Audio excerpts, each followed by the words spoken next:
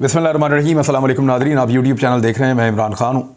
ख़बरें हैं कुछ आपके साथ शेयर करते हैं, लेकिन सबसे पहले ये कि कुछ सवालात उठाए जा रहे हैं कि इमरान खान साहब इस्लामाबाद क्यों नहीं आए। तो इमरान खान साहब इस्लामाबाद क्यों नहीं आए, ये सवाल हमने पाकिस्तान तहरीक इंसाफ के लोगों से भी पूछा और फजलुर रहमान साहब वगैरह वो सब लोग ये जानना चाह रहे थे। देखिए, कंटेनर्स लगे हुए इस्लामाबाद में लगभग 3 महीने हो गए हैं। पूरे मुल्क से पुलिस वाले इकट्ठे किए हुए हैं इस्लामाबाद में, इसको भी 3 महीने हो गए हैं। इतनी सारी तैयारियां लड़ाई की गई, ड्रोन्स ख़रीदे गए और बहुत सारा बंदोबस्त किया गया। इसके बावजूद इमरान खान साहब इस्लामाबाद में नहीं आए। वो सारी लड़ाई की तैयारियां जो इस्लामाबाद जाने पर हो सकती थी, इमरान खान साहब ने नाकाम बना दी।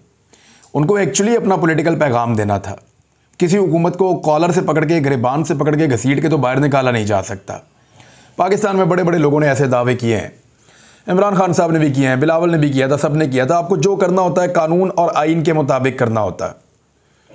यानी जब भी रिजीम चेंज ऑपरेशन किया गया इससे 8 महीने पहले, तो उस ऑपरेशन में भी कोई इमरान खान साहब को मार कुट के बाहर नहीं निकाल दिया। उसमें भी जो कवर लिया गया था तो वो रिजीम चेंज ऑपरेशन, लेकिन उसमें जो कवर लिया गया वो आइन और कानून का लिया गया। इसको याद रखिएगा। अब जब इमरान खान साहब ने इस हुकूमत से जान छुड़ानी है तो उन्होंने भी मार कुट के नहीं निकाल देना बाहर। इमरान खान साहब ने भी आइन और कानून के मुताबिक चलना है। तो उनके पास आइनी ऑप्शंस कौन से हैं? एक तो वो अवामी दबाव बढ़ाएं, एहतजाज करें और इस हुकूमत को इस बात का एहसास हो कि हुकूमत चलाना मुश्किल है, तो चलें फिर हम चलते हैं और चल के इलेक्शन करवा देते हैं। लेकिन हुकूमत इस बात के ऊपर आमादा नहीं हो रही। तो दूसरा ऑप्शन इमरान खान साहब के पास ये है कि वो आइनी तरीके से कुछ ऐसा करें कि प्रेशर बढ़े। अब अगर वो अपनी असम्बलियाँ तहलील कर देते हैं तो यहाँ पे एक प्रेशर बढ़ सकता है। तो उन्होंने एक बड़ा जलसा किया, बहुत बड़ी तादाद में लोगों को बुलाया। लोगों ने कई मील दूर खड़े होकर जो है वो अपने मोबाइल फ़ोन्स के ऊपर तकारीर सुनी, क्योंकि इतनी गाड़ियाँ दाखिल हो गई रावलपिंडी में कि इससे पहले कभी इतनी बड़ी तादाद में लोग ऐसे मोटरवे के रस्तों से रावलपिंडी की जानिब नहीं आए। ये भी एक बहुत बड़ा रिकॉर्ड है। जब अदाद शुमार सामने आएंगे तो आपको पता चल जाएगा। तो एक तसादुम से गुरेज करते हुए एक पॉलिटिकल मूव इमरान खान साहब ने चला है। इसमें वो कामयाब होते हैं या नाकाम होते हैं, इसका फैसला आने वाले चंद दिनों में हो जाएगा।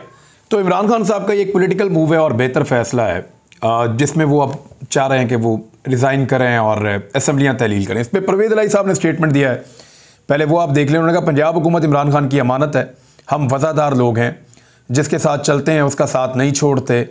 असम्बलियों से जब इस्तीफ़े दिए तो शहबाज शरीफ की 27 किलोमीटर की हुकूमत 27 घंटे भी नहीं चल सकेगी। इमरान खान असम्बलियाँ तोड़ने का कहेंगे तो 1 मिनट की देर नहीं होगी। परवेज़ इलाही साहब का ये स्टेटमेंट जो है ठीक है। इससे पहले मुनीस इलाही ने भी स्टेटमेंट दिया था, लेकिन चौधरी शुजात हुसैन, सालिक हुसैन, ये भी इसी ख़ानदान के लोग हैं और उन लोगों ने वज़ादारी नहीं दिखाई। यानी वो वज़ादार नहीं रहे, उन्होंने साथ दिया लेकिन साथ छोड़ दिया।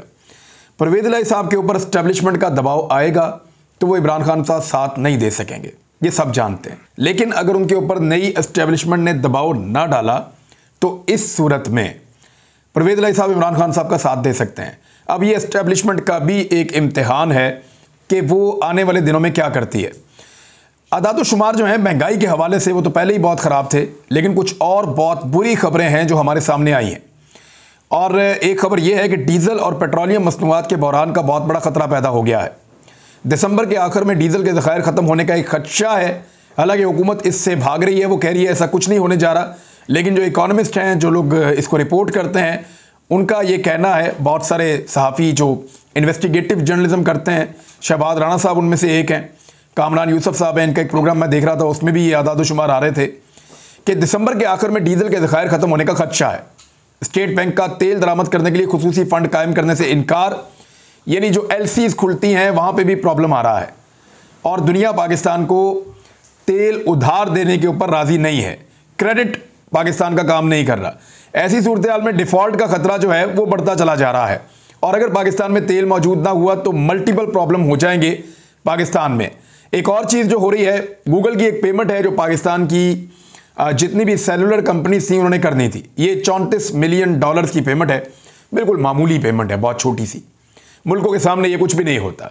तो पाकिस्तान की जो सेलुलर कंपनीज हैं वो जो एक सर्विस उनको मिलती है गूगल से पे करने की, यानी जो आप मोबाइल फ़ोन के ज़रिए से अपनी कंपनी के अकाउंट के ज़रिए से जो आप पैसा पे करते हैं, जिसको ईजी पैसा कहते हैं या कैश अकाउंट कहते हैं, या इस तरह की जो चीज़ें होती हैं, ये जो आप पे कर रहे होते हैं, इसमें गूगल आपको फैसिलिटेट करता है। इसके लिए गूगल को 34 मिलियन अमेरिकी डॉलर्स पे करने थे पाकिस्तानी कंपनियों ने। जब इन कंपनियों ने पे करने के लिए कहा तो पाकिस्तान की हुकूमत ने मना कर दिया, और मना होने की वजह से अब वो पे नहीं कर पा रहे। तो गूगल अब दिसंबर से पाकिस्तान में ये वाली सर्विसेज मुअत्तल कर देगा। यानी आप ये देखें कि गूगल के ऊपर जो इश्तिहारात जाते हैं पाकिस्तानी कंपनियों के और जो चलते हैं, बहुत सारी दुनिया के मुल्कों में पाकिस्तान की मार्केटिंग बंद हो जाएगी। बहुत सारे मुल्कों में जो पाकिस्तानी मसनूआत जाती हैं उनकी मार्केटिंग बंद हो जाएगी, क्योंकि पाकिस्तान से गूगल को पे नहीं किया जा रहा। जब आप गूगल को पे नहीं करेंगे तो वो अपनी फैसिलिटी पाकिस्तान से ले लेगा और सर्विस प्रोवाइडिंग जो है वो पाकिस्तान में बंद कर देगा।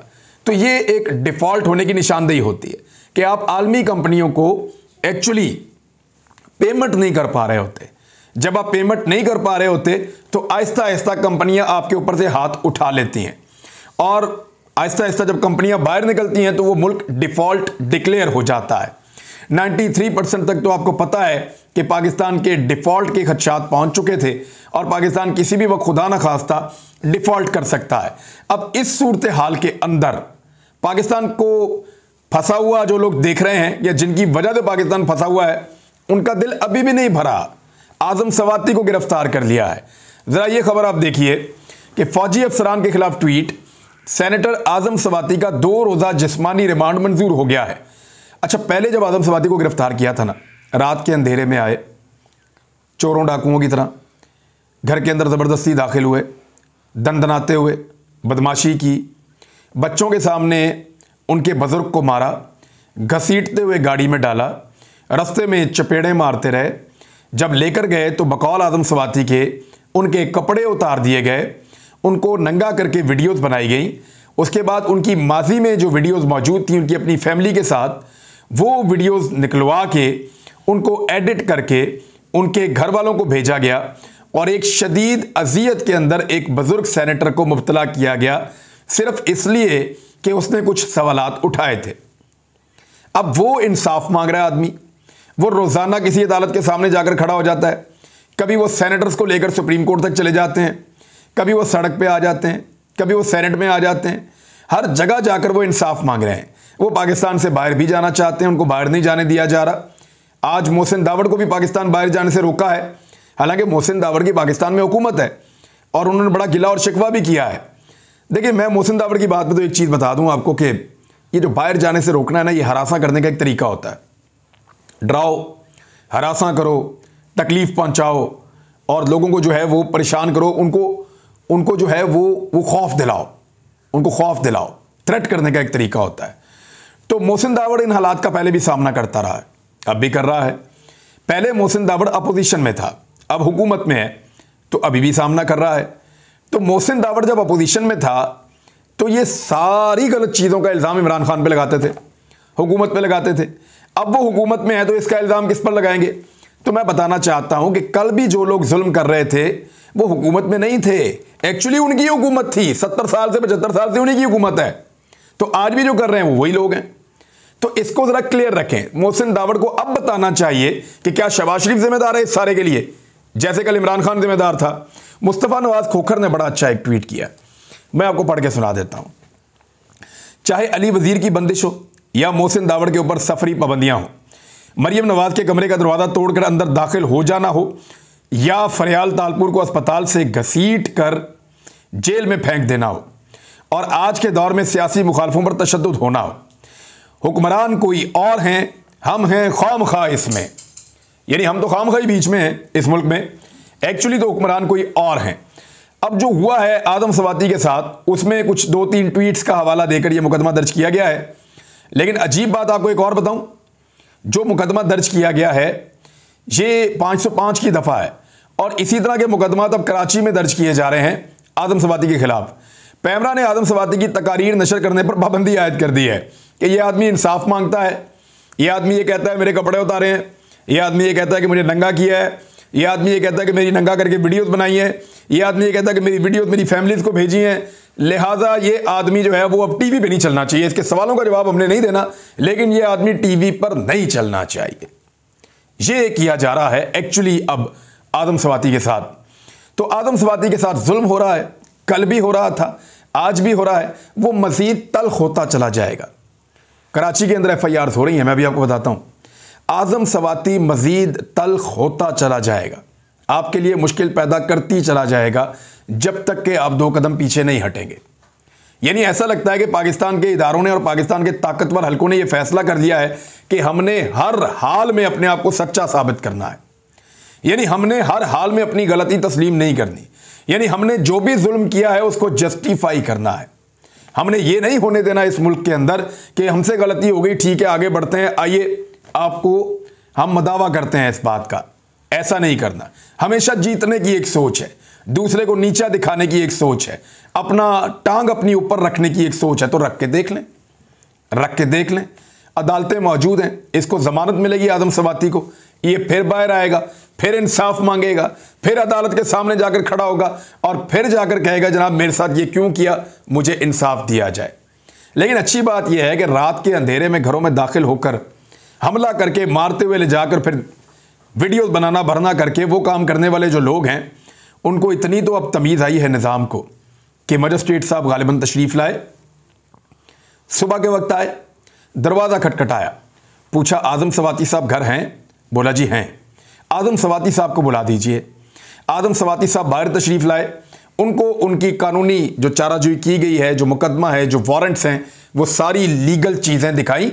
उसके बाद उनको इंसानों की तरह गिरफ्तार करके लेकर गए। इतना तो सिखा दिया आदम सवाती ने, बाकी जो रह गया है वो भी निज़ाम सीख लेगा।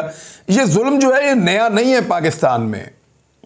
अब क्योंकि हमें सामना करना पड़ रहा है कुछ मीडिया के लोगों को, कुछ सियासतदानों को, तो उनको एहसास हो रहा है कि ये जुल्म है। ये जुल्म पाकिस्तान में बहुत पुराना है, कभी लोग इसके बारे में बोलते हैं, कभी नहीं बोलते। लेकिन एक चीज़ पाकिस्तान में नहीं हो रही है, ये नई चीज़ है। वो क्या है? वो नई चीज़ ये है कि जुल्म तो ये लोग पाकिस्तानियों के ऊपर बहुत लंबे अरसे से कर रहे हैं, लेकिन इस जुल्म की ओनरशिप कभी भी पॉलिटिकल हुकूमतों ने नहीं ली थी। यानी ऐसा नहीं हुआ था, यानी इमरान खान के दौर में भी और उससे पहले वाले अदवार में भी, जब भी कभी ताकतवर हलकों ने इंसानों को अजियत दी, उन पे हमले किए, उनको अगवा किया, उनको मारा कुट्टा, उनको जलील किया या उन पे मुकदमात बनाए, तो पॉलिटिकल हुकूमतों ने इन गलत कामों की ओनरशिप नहीं ली। ऐसा कभी नहीं किया कि हाँ जी हम इसके अंदर शामिल हैं और ये बिल्कुल ठीक हो रहा है, ऐसा नहीं हुआ था। लेकिन इस मरतबा यह हुआ है कि पॉलिटिकल हुकूमतों ने इसकी ओनरशिप ली है। यानी अरशद भाई की शहादत पे मरियम नवाज ने जिस तरह खुशी मनाई, ये ओनरशिप है। सहाफ़ियों की गिरफ्तारियों के ऊपर जिस तरह पंजाब की उस वक्त की हुकूमत, हमजा शहबाज की हुकूमत ने ओनरशिप ली और प्रेस कॉन्फ्रेंस की, ये ओनरशिप है। ARY की बंदिश के ऊपर जैसे राणा सनाउल्लाह साहब ने सामने आकर ओनरशिप ली, ये डिटाई है जो इससे पहले हमने पाकिस्तान में नहीं देखी थी। अभी आदम सवाती के ऊपर जो मुकदमा दर्ज हो रहे हैं वो सिंध में हो रहे हैं। सिंध के अंदर लगातार उनके ऊपर FIRs हो रही हैं, 4 FIR तो एक साथ हो गई थी अभी। तो ये जो FIRs हो रही हैं, ये इंसानी हुकूक का सबसे बड़ा सो कॉल्ड अलमबरदार पाकिस्तान में बनता है बिलावल जरदारी। ये उसके सूबे के अंदर हो रही हैं। यानी बिलावल जरदारी ने हमेशा कहा इंसानी हुकूक की पामाली नहीं होनी चाहिए। बेनज़ीर भुट्टो ने भी हमेशा ऐसी बात की थी। लेकिन आज पूरे पाकिस्तान में कोई सूबा ताकतवरों को ऐसा नहीं मिला जहां पे जाकर वो अपनी मनमानी करें और आदम सवाती के ऊपर मुकदमे दर्ज करवाएं। ना पंजाब में हुए, ना KP में हुए, ना कहीं और हुए। सिर्फ इस्लामाबाद में इंपोर्टेड हुकूमत ने करवाया और सिंध में बिलावल की हुकूमत ने करवाए। तो बिलावल की हुकूमत बराह रास्त जिम्मेदार है इन मुकदमात के लिए जो बगावत के काटे जा रहे हैं। अब 505 की दफ़ा वहां पे काट देते हैं। दफ़ा 505 जो है वो सरकार की मुद्दियत में लगती है, प्राइवेट आदमी लगा ही नहीं सकता, लेकिन उसके बावजूद लग रही है। इमरान खान साहब ने आदम सवाती की गिरफ्तारी पर कहा कि बनाना रिपब्लिक ही नहीं, जिस तेजी से हम एक फस्ताई रियासत बन रहे हैं, इस पर मुझे नहायत हैरत और तकलीफ है। कैसे कोई इस कर्ब और आज़ार के एहसास से आरी रह सकता है जिससे सेनेटर सवाती ज़ेरे हिरासत तशद्दुद और ब्लैकमेलिंग की गर्ज से अपने अहले खाना को भिजवाई जाने वाली अपनी और अपनी अहलिया जो मजहबी रुझान रखती हैं, उनकी वीडियोस के बाद उस पर क्या हालात गुजरे होंगे। नाइंसाफ़ी पर उनके काबिल जवाज़ गुस्से यानी नाइंसाफ़ी भी करते हैं, फिर गुस्सा भी करते हैं, और गुस्सा आदम सवाती का तो जायज़ है। काबिल जवाब गुस्से और मायूसी को हवा उस वक्त मिली जब सेनेटर के खिलाफ से गुज़िश्ता 2 हफ्तों से अपनी हमायत में की जाने वाली इस्तदाओं के बावजूद सुप्रीम कोर्ट के दरवाजे उन पर बंद हो गए। उन्होंने कहा पहले उसके साथ जुल्म किया, उसको मारा कुटा, तशद्दुद किया, बरहना किया, फिर उसकी फैमिली की वीडियो निकाल कर फैमिली को भिजवाई। ये सारा जुल्म एक तरफ, और उसके बाद जब वो आवाज़ उठाता है अपने हक़ में और वो कहता है मुझे इंसाफ दीजिए, तब अदालतों के दरवाजे उसके लिए नहीं खुलते। तो दरवाजे जब बंद रहे तो फिर इसके अंदर मायूसी और गुस्सा बिला जवाज़ नहीं है। चुनाचे उन्होंने ट्वीट किया और फिर से धर लिए गए। रियासत की इस फस्तायत के खिलाफ हर फर्द आवाज़ बुलंद करे, ये इमरान खान साहब ने कहा है। आर्मी चीफ के असासों के बारे में जो है वो एक ISPR ने क्लैरिफिकेशन दी है कि आर्मी चीफ, उनके समधी, उनके रिश्तेदार, उनके जो असासे हैं, उनके बारे में गुमराह कुन खबरें फैलाई गई हैं। तो मैं उम्मीद करता हूँ जनरल कमर जावेद बाजवा से और ISPR से, क्योंकि पाकिस्तान के आर्मी चीफ के ख़िलाफ़ जो है वो अहमद नूरानी ने खबर दी है, तो अहमद नूरानी के ख़िलाफ़ अमेरिका में मुकदमा दर्ज करवाया जाएगा और अमेरिका में वहाँ पे हर जाने का दावा किया जाएगा। बड़ी जल्दी वहाँ से फैसले आ जाते हैं ताकि पाकिस्तान की अफवाज और पाकिस्तान के आर्मी चीफ सुरखरू हो सकें। तो इसके लिए सबसे अच्छा फोरम यह है कि आप वहाँ जाकर इसको चैलेंज कर दें। ज़्यादा कि शहबाज शरीफ ने डेली मेल को जाके चैलेंज किया हुआ है बरतानिया में, ऐसे ही आप जाकर वहाँ पे चैलेंज करते हैं। तो नाज़रीन, अब तक के लिए इतना ही। अपना ख्याल रखिएगा, अपने इस चैनल का भी। अल्लाह हाफ़िज़।